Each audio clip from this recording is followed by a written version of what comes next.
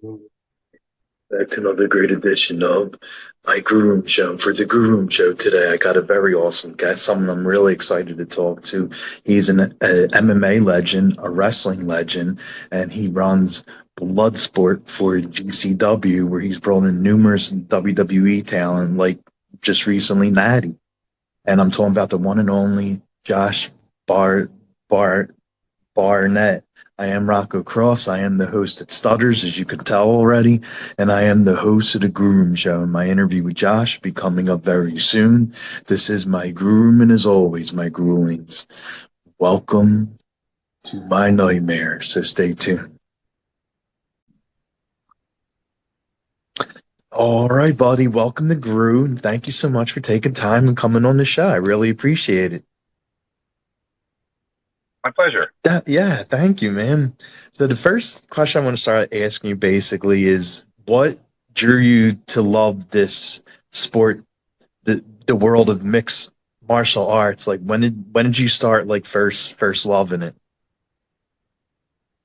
I guess before it even really existed, I was always drawn towards like martial arts movies and games and things like that, watching pro wrestling and just always being kind of like having a real natural affinity towards these sort of things. And then seeing UFC 2 in 1994, that cemented the idea that something like this actually existed. And while I wouldn't call it a sketched out or even really vague career path, it just was something that was available to you, whatever, wherever and whatever that could become. Well, you'd have to find out, and obviously we have, but at the time I just was like, well, okay, this exists, so I'm going to do it. Nice. And where did you train at? Like who were some of the people who trained you how to do like the mixed martial arts and wrestling and everything? Well, I wrestled in high school, and then an old wrestling coach knew that I was, trying to train MMA because there weren't gyms, there wasn't gear, there was even everything had to be makeshift. I mean, most of the time we didn't fight with gloves, and the rules were far more broad. So it was a very, very different time, and you just kind of had to put it together. So that's what I did. Is I took my wrestling background and would watch UFCs and rewind and pause and learn things, try to understand what was happening, what was being done. I was able to get a hold of some instructional tapes, but those were quite expensive, not as easy to come by back then. Then I was training with Jim Harrison, who was a karate, judo, jiu-jitsu, old school American martial artist. But we did full-on sparring, MMA sparring, grappling, everything. So training there, and then a old wrestling coach of mine knew that I was training and interested in this, and this was something I was dedicated towards. So he hit me up when there was an opportunity for me to take a fight on short notice at AMC Pancration on one of their early cards. Okay. And I did. And from there on out, then I saw that there was, through a gym like AMC, which was a professional MMA gym, there was some semblance of structure and system that you could kind of look upon, and people that were already not only were they a part of that system, but they were also a part of creating building blocks around that system. Because before I even knew it, AMC and Harushi Manishi had a hand in bringing big pro MMA to Hawaii at the time with the Full Contact Fighting Federation shows. And they were tightly connected to TJ Thompson, who was doing pro fights in a bar called Feature Brawl, and had done many of those. And, so there was all this stuff on the ground floor. And I just knew that if you wanted to be involved in this, you had to be somewhere that that was their priority. And honestly, I was in Montana training with Jim Harrison because I was at university. So it came to a point where I had to make a choice what I was going to do. And, school could always come later. Right, exactly. And when you're getting ready for a fight, like what's a day of training like when you have a big fight that's coming up? Like what's like a typical day of training like? Well, in the beginning, it was just, being at the gym 6 days a week Oh and wow. training there about probably 3 hours a day. Then when things became more established and it was okay, you might have strength and conditioning twice a week, you might have boxing work twice a week, and then it starts to become more segmented and specific into your training sessions. And I would say, a modern MMA camp day to day, it'll vary, but you'll have your strength conditioning, you might have recovery time, you might have grappling sessions.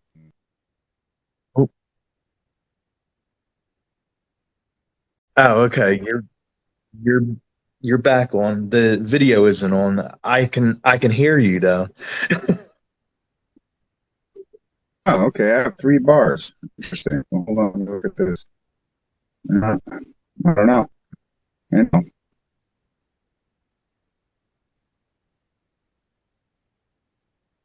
is there video? Oh, No, the everything's video frozen. isn't on, but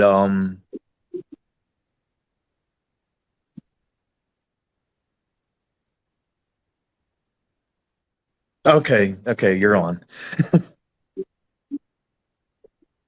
Okay.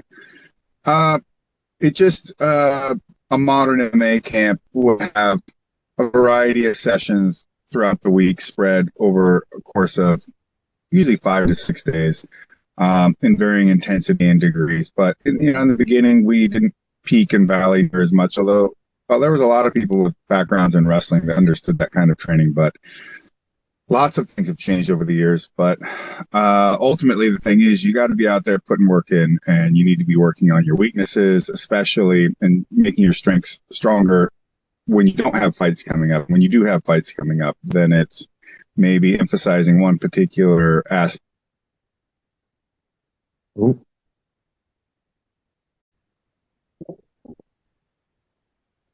All right. That's twice now in a row. Let me see if I can find a place with better signal. Okay, no problem.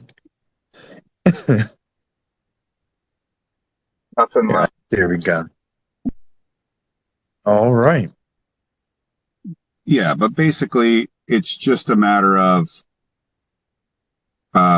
getting the work in, whatever is necessary, and that'll vary from fight to fight and from opponent to opponent, depending on how your coach sees things and how you match up with them, I guess. Because sometimes I see a lot of people spend a whole lot more time working on what their opponent does and how to counter it or use it against them than really emphasizing their own strength they already bring to the table. Okay. And you fought for UFC. You were the youngest champion. Is that Are you still like the youngest champion ever for them?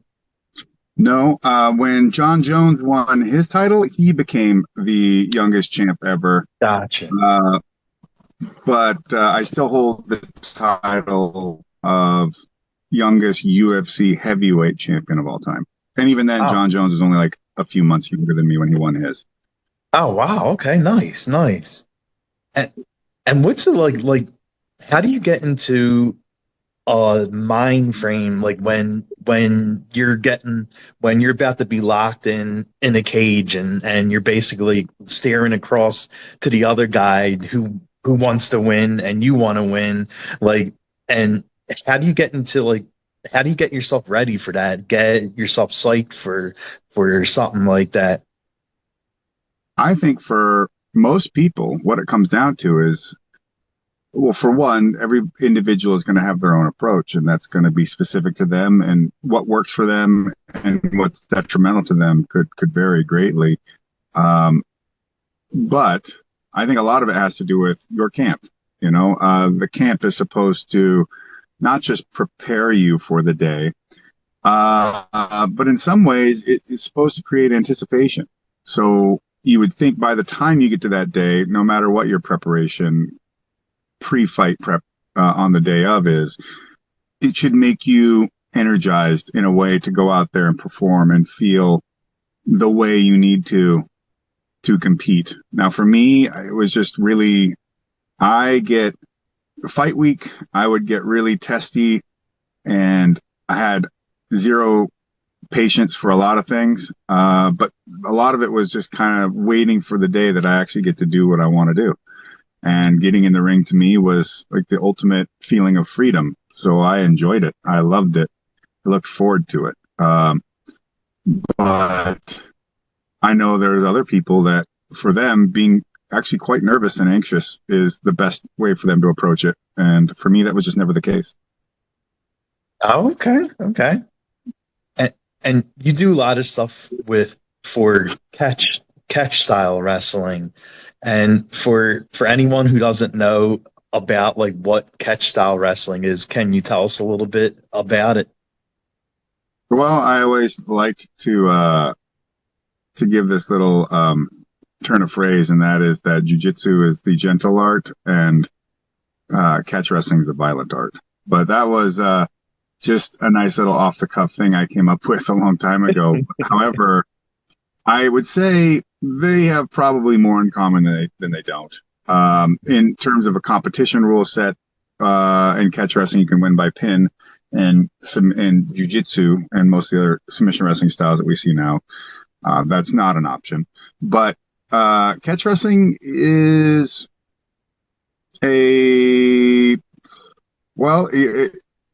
the concept and the term originated in England in the, I could be wrong on this, 19th century, maybe even earlier, 18th century, but I think it's 19th century. And it was unique in that not only did the match continue if you took a guy from his feet to the floor, but you had to get him to his back.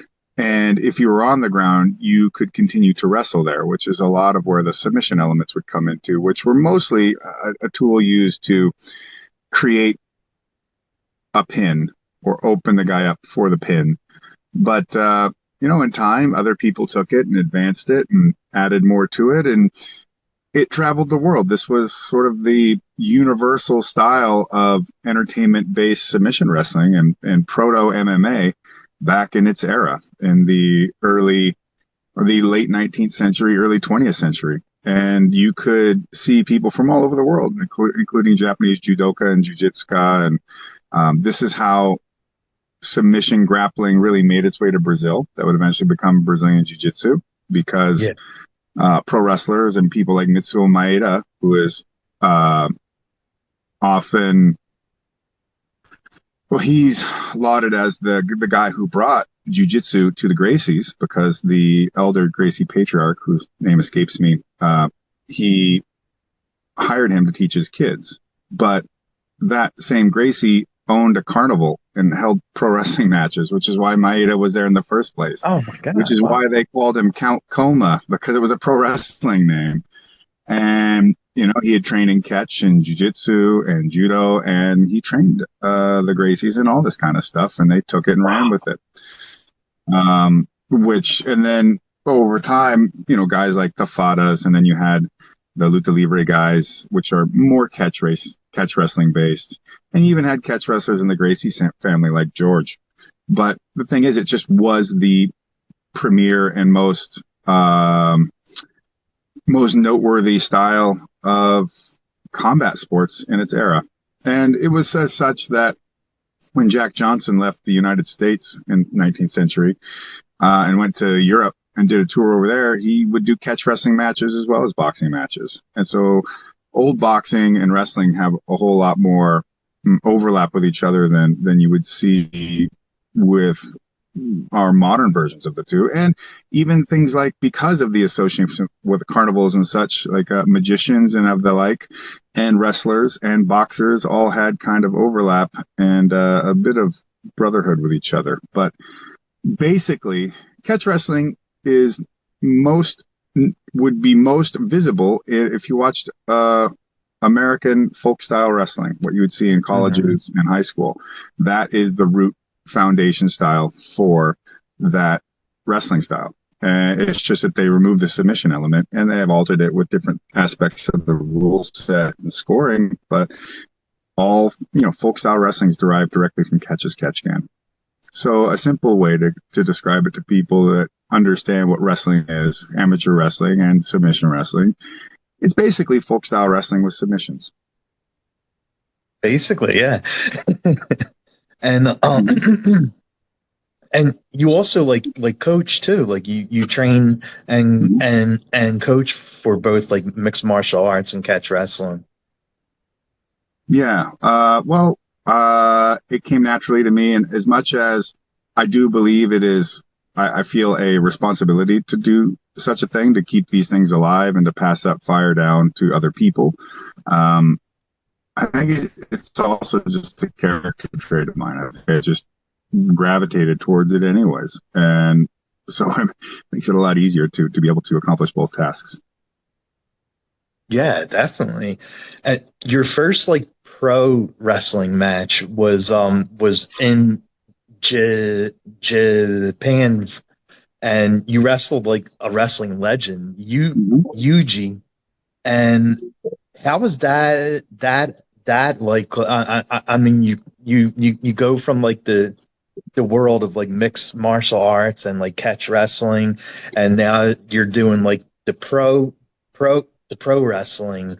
And how was that like for you jump into the pro wrestling world? Honestly, that was far more nerve-wracking and anxiety-laden than winning my world title. Fighting Randy Couture for the world championship in the UFC was much easier to navigate, and I had far more confidence in than doing my first professional wrestling match against Yuji Nagata, which was also for the IWGP belt in front of 50,000 people. That was intense. Also, on top of that, I came down with chickenpox 2 days before the match. Oh no! I was at 24 years old, and by the time I got home, that was a really bout. But one, I guess, as to say, with that one. Wow! Oh my God!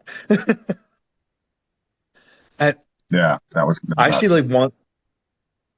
Yeah, like that's crazy. I see one of the wrestlers that you wrestled a couple times is Bobby Lashley. And how do you think like he went? How do you think he did in the mixed martial arts world? Because that's another wrestler that went over there too. I feel like he did well, and we had a really good track. We had a really good track record together, me and Bobby. As much as when I was a part of his fights and understand he had to put that on hold to go back to the WWE and such. And he's killing it as a pro wrestler. He's fantastic there, but he was really starting to really get into his groove in MMA when he had to put it to the side again for the WWE. But I think with Bobby, the struggle was trying to balance both things.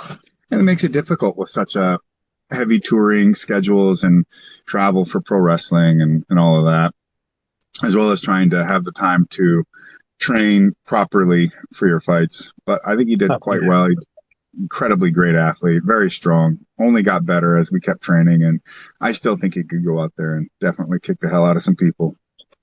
Definitely. Yeah, he's strong. Yes, he is. And, what inspired you to create BloodSport and mix like the both worlds, like the MMA world and the pro wrestling world? I just saw the opportunity to take over that show, which had only been done once before, and truly make it mine, was something that I just had to take a chance on and really believe in my vision and what I knew about pro wrestling and MMA from the people that mentored me. And it's been a success. There's still a lot of things I would love to see it accomplished that it hasn't yet, but I also know that nothing great is attained easily.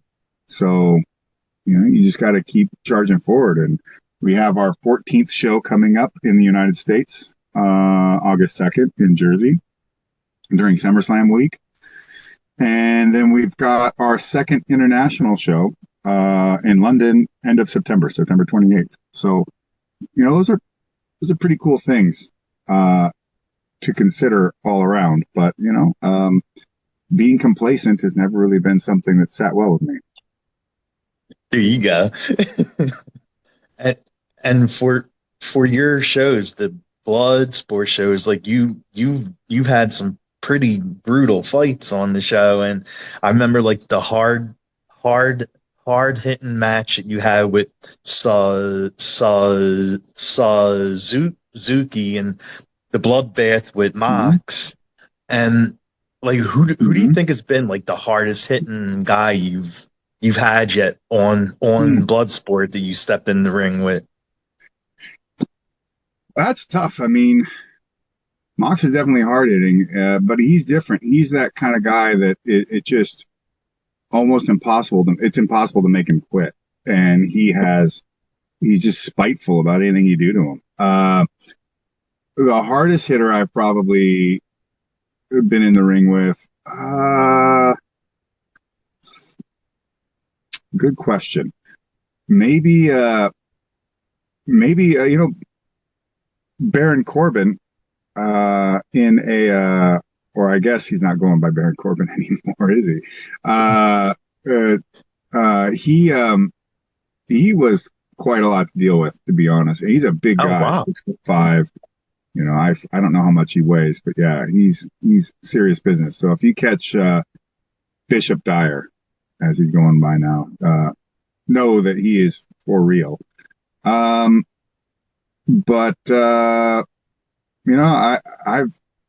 I can only say that I've only really had guys that were really trying to come and take my head off. So sometimes it's hard to remember because they hit you so damn hard, shake your whole world up. No, yeah, you're right.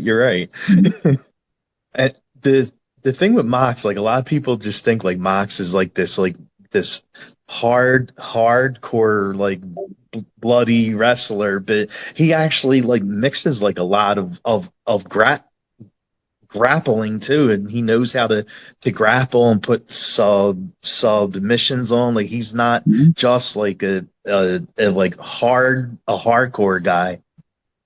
Well, I think people forget that wrestling isn't just about moves or anything like that, or even just match styles. That there is a constant need to be able to adapt to what happens to you in wrestling, because it could be a tag match, 2-on-2, 3-on-3, or it can be a rumble, it can be hardcore, it could take up so many different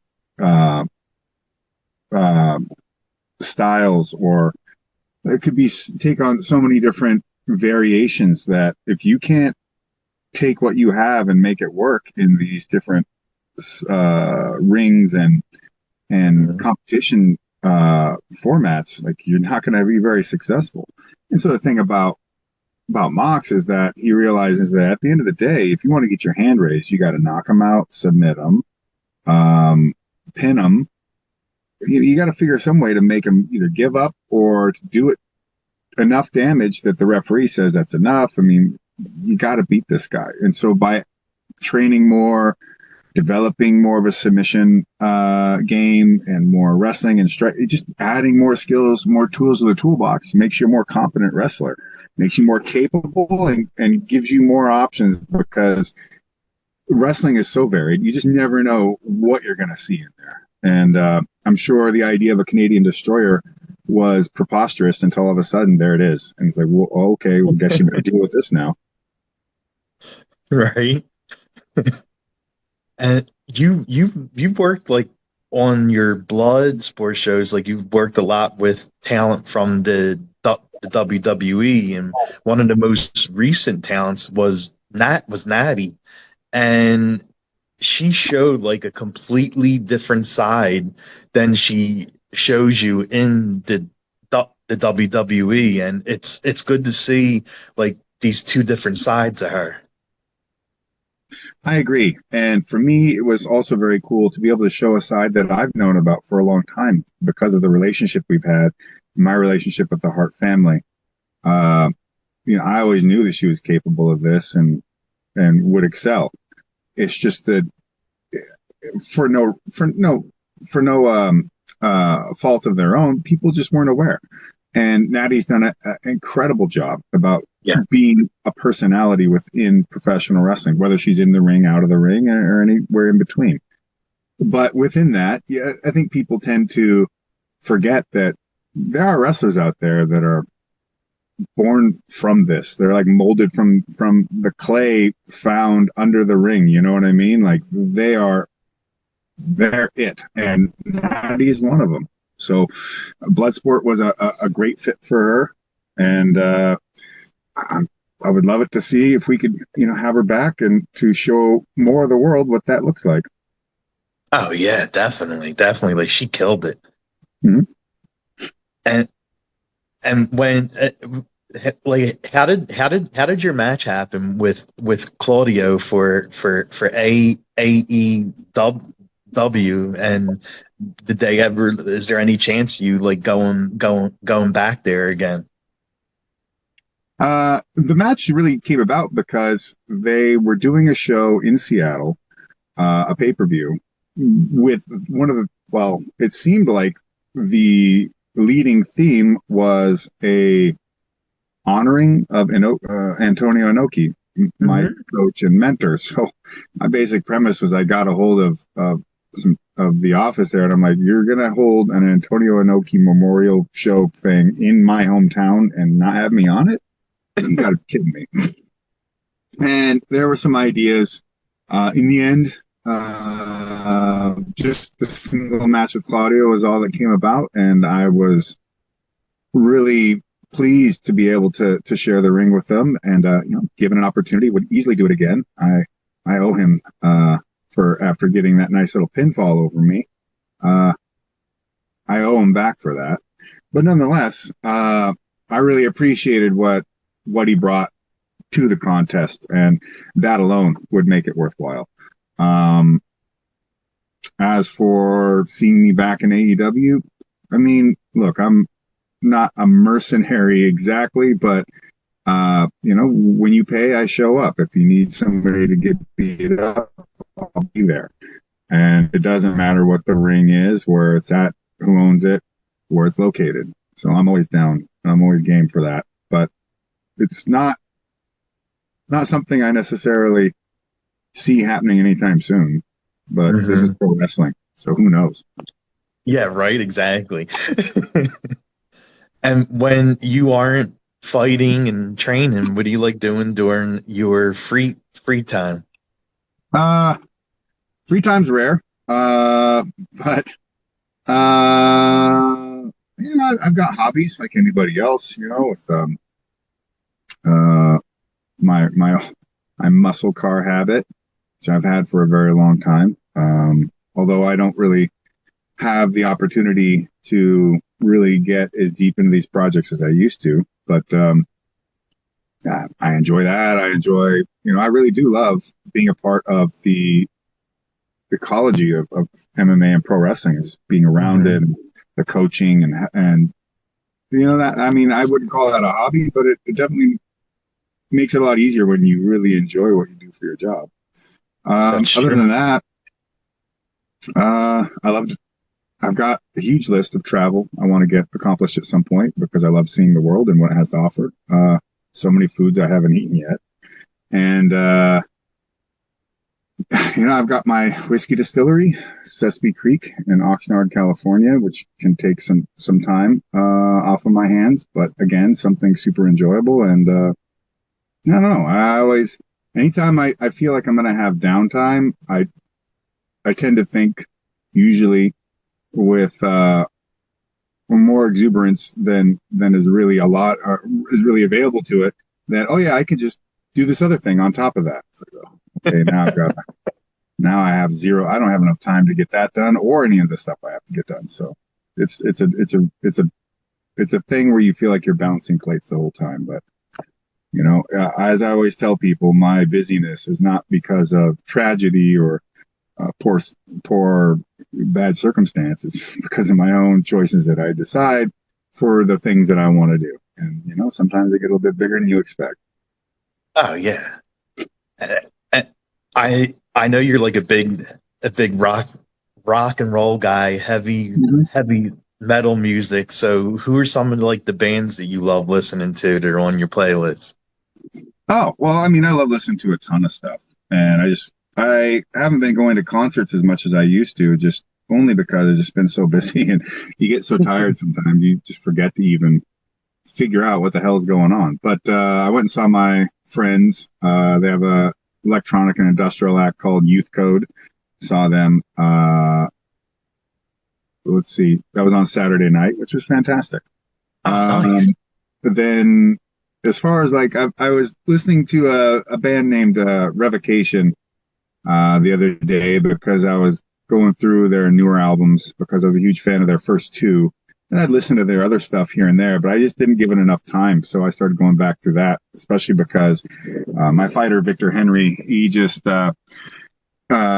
I brought him to ESP Guitars, and he was able to pick up a really sick LTD guitar from them because he figures, if I've got some spare time, I should be spending it doing things more positively than other things that he could get wrapped up into. So, he had played guitar and drum before, but he wasn't by any means a professional. So he figured, he'll get himself a guitar so he can practice more and improve his chops. So I'm really thankful for ASP hooking him up that way. But so it got me thinking, like, guitar, like really great guitar guys. So David Davidson, he's a guitar player for Revocation. He's fantastic. So I started going back through their catalog, and I don't know. I mean, bands I just love to listen to all the time: Marduk, Goatwhore, Watain, Bolt Thrower, Merciful Fate, Iron Maiden, Megadeth, Metallica. I mean, I love metal music, and I always have. Nice. And if you were going to do a karaoke song, what do you think you would sing? Would you pick one of the big metal songs? My karaoke song is Ace of Spades by Motorhead. So. Oh, really? Okay, nice. That's a great song.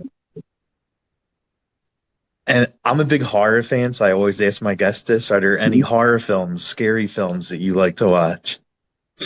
I can't say that I necessarily revisit a ton of horror films. I've watched a massive amount of horror films. I grew up being a huge fan of all kinds of film in general, but I always loved horror. And growing up in the 80s, the straight-to-video market was dominated by horror flicks. And I mean, it kind of still is, although I'd say the quality, people don't know how to make a good cheap film anymore. I'll say that much. And they don't even realize that even though at times when you're watching stuff from the 70s and mid to late 70s, early 80s, because it's on film and low budget and lighting might be dodgy, sometimes you'll get some of the Italian giallo and flicks of that era where the lighting it's atmospheric and it's incredible. It could be hard to pick up. It could be very bright. It could be a lot of things because you've got extremely experienced people that will make a ton of movies, under working on these sets.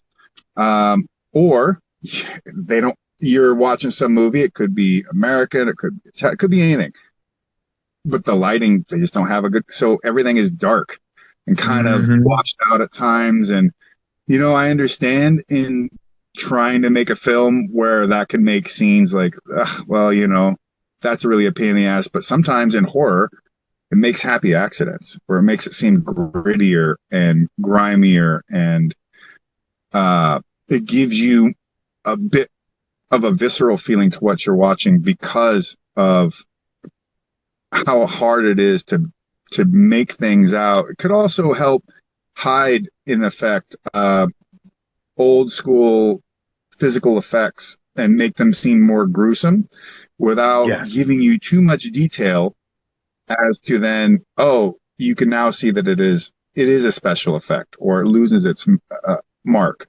But I'd say that generally, the dim lighting is often superior in almost every way to places that nobody understood lighting at all, and everything is just brightly lit like mad. And it just you could, in 1980, like 3, you can make, or 84, 83, I forget exactly when it came out. Might have been earlier, sooner than that, like 82, but like Return of the Deadly Alien Spawn, which you're like, wait, Return? I don't remember when it showed up the first time. But anyways, for a low budget film, fantastic, incredibly well done. Even as corny of a movie as it is, but like Sleepaway Camp 1. Oh Like, my God, I love that movie. Yes. there is some bad acting in there. There's some of this or some of that, but it has a way of somehow these people coming off as sincere within the world that exists at that time and in that place. And it fucking works. And it's great. So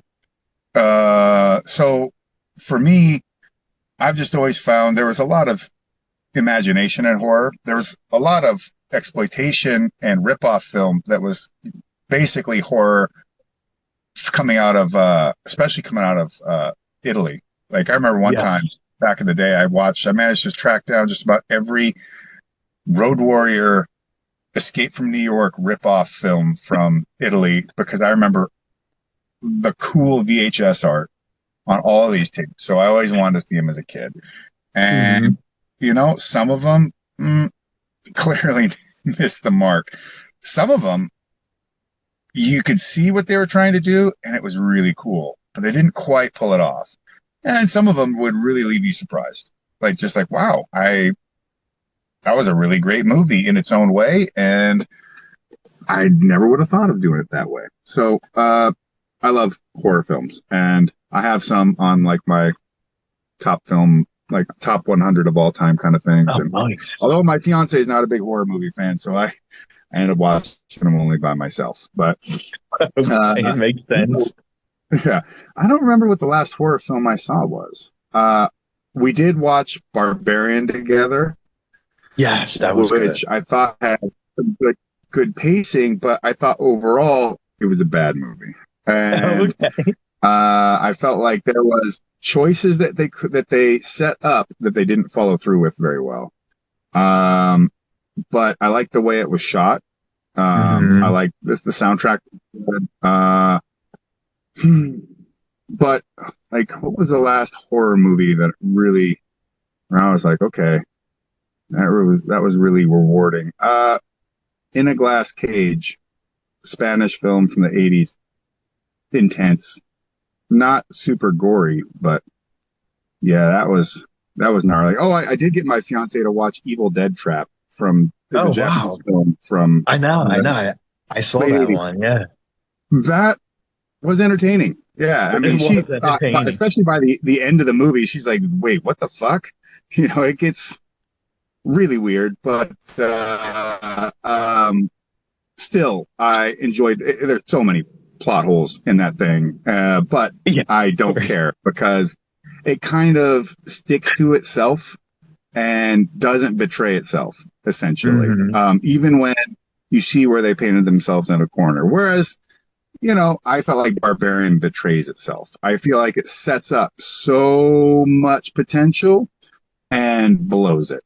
That's just my opinion, especially with well-crafted scenes, scenery, shots, and camera movement through certain, like in the underground area. Others, that's great, excellent tension building work. But you can't build all of that and then just let out a wet fart. Like you just can't That's do true. that. And there were certain things that they did where I'm like, that was so stupid. Nobody would have done that. And that wouldn't work. It's there's always an aspect of film that requires you to suspend disbelief. And let's be real, horror movies are going to ask you to suspend disbelief even a bit more, if not a lot, especially depending on how much budget they've got.